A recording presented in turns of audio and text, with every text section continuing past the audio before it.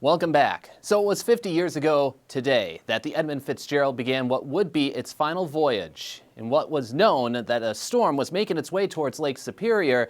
But the common practice for local TV stations in our area was not to have a full-fledged newscast on Sunday evenings. So that got me to thinking, what would a weather forecast have looked like on November 9th, 1975? It might have looked something like this.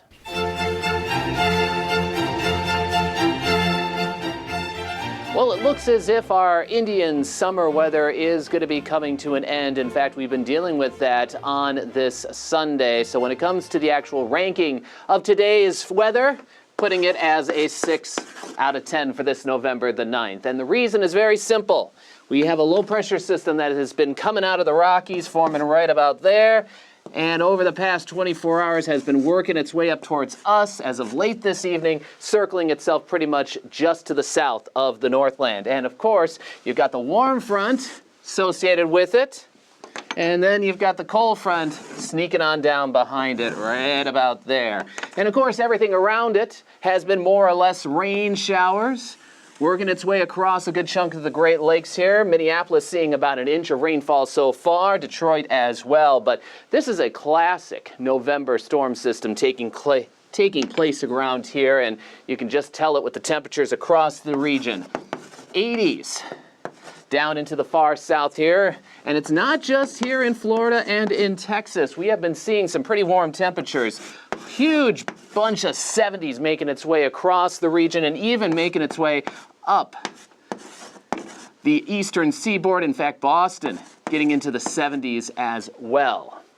Otherwise, on the backside of this system, we have been dealing with the cooler side as a high-pressure system has been setting itself up in the Rockies. We've had 40s up in the Dakotas, into Montana. Denver itself only getting into the 30s with some drizzle and fog and just some nasty weather to say the least there.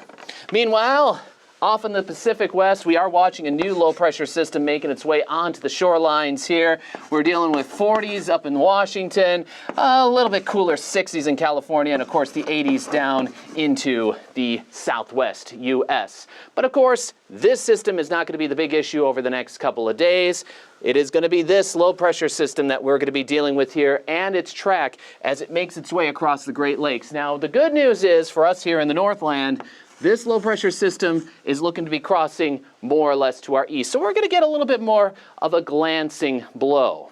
But this makes me think about the Edmund Fitzgerald. You see, as I was coming in to the station from Superior, noticed the ship leaving port this afternoon and making its way out into Lake Superior. And they're going to have a rough time, folks. We do have gale warnings in effect across the region here, which means wind gusts 40+ miles per hour. Those waves 10 feet and higher.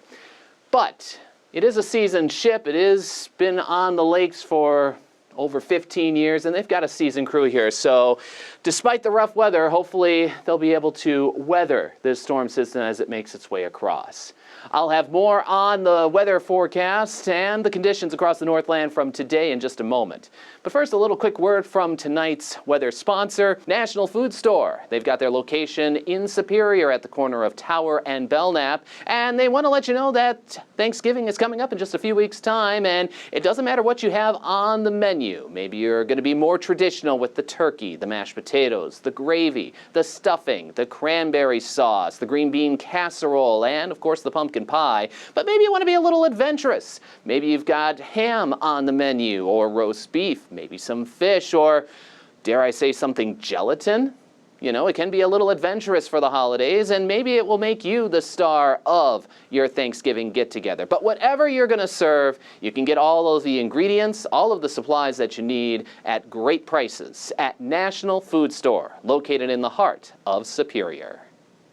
Taking a closer look at the temperatures in the Northland on this Sunday, you can see a little bit more closer to where we should be for November.